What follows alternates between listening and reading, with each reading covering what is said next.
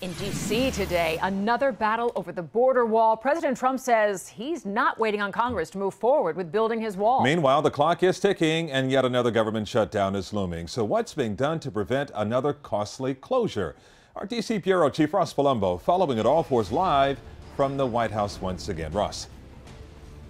Well, Calvin, you just said it. The clock is ticking. 15 days to go until another possible shutdown, and both sides are already entrenched. At the White House here today, the president again saying there is no deal without a wall. Over on the Hill, Democrats saying the wall is not on the table. If there's no wall, it doesn't work. The president blasting negotiations for a border solution, tweeting this morning at 7:13 a.m. saying the wall is getting done one way or the other. Open borders are very bad for our country. Even sending out a video. The other things only really work if you have the physical barrier. Without the physical barrier, what are you going to have, drones flying over the 12,000 people? All of this is a bipartisan commission still has more than 2 weeks to negotiate, but Speaker Nancy Pelosi already drawing a line. There's not going to be any wall money in the legislation.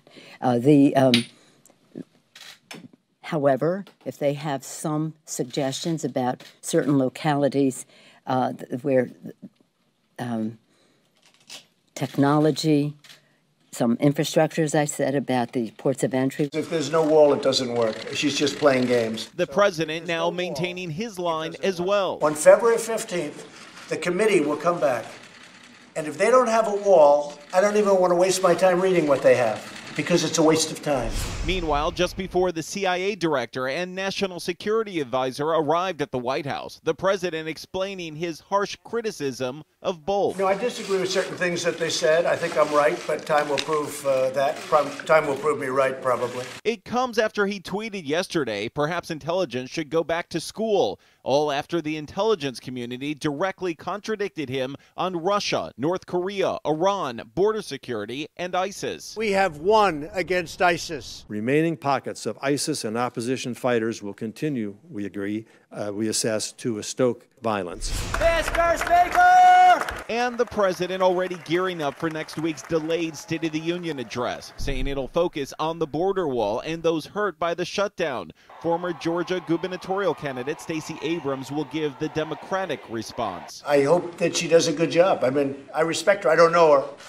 I haven't met her, but I hope she does a good job. An undocumented worker who was fired from a Trump property will also attend the address next week. Guatemalan native Victorina Morales worked for years at the Trump National Golf Club in Bedminster. And breaking right now, after the president blasted his intelligence chiefs yesterday once they contradicted him, two of them, DNI Dan Coats and CIA Director Gina Haspel, here at the White House earlier briefing the president today. Of course, he spoke with them. The president commenting on that just a few moments ago. Take a listen. They said that they were totally misquoted and they were totally, it was taken out of context. So what I do is I'd suggest that you call them. They said it was fake news. So. Which frankly didn't surprise me. Excuse me. It didn't surprise me at all. Well, we haven't been able to verify with Dan Coats or Gina Haspel that they actually said that. But Laura and Calvin, as you know, every comment they made was an open session, and all of it caught on camera.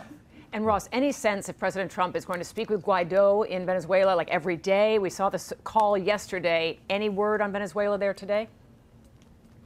Well, Laura, you know, it took him about a week to speak with Guaido for the first time.